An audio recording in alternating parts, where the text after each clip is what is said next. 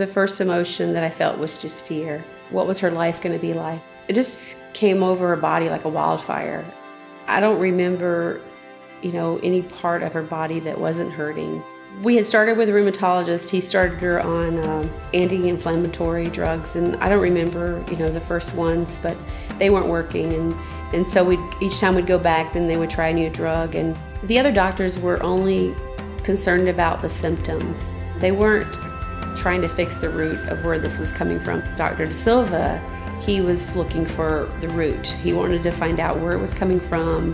That's what was really amazing, is how fast that once we started the program, that she started getting well. Probably driving her insane, asking her every day, "Are you hurting?" And she kept saying no. And I'm like, "Well, what about your fingers?" "No."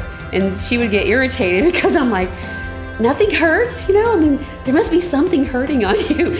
And because I just couldn't believe that it was this simple. I'll just never forget that day we went in to the rheumatologist and he checked all of her joints and he's like, "There's no signs of arthritis in her body." And that was like, wow.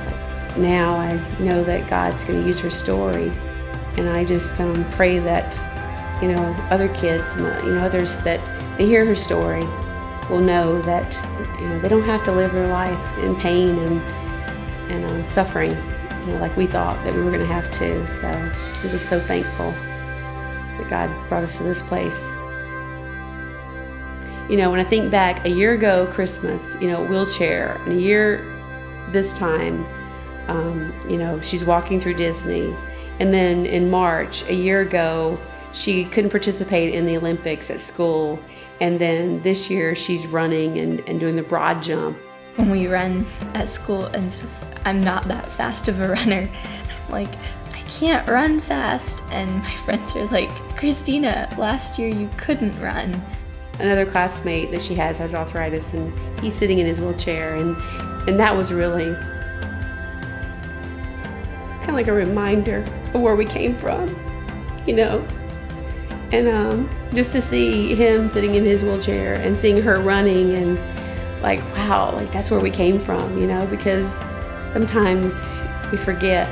And I don't say that my daughter has arthritis anymore, which I was continuing to say that. Now I say, no, my daughter is cured from arthritis. She doesn't have arthritis anymore. She's cured, and that's an awesome thing to say.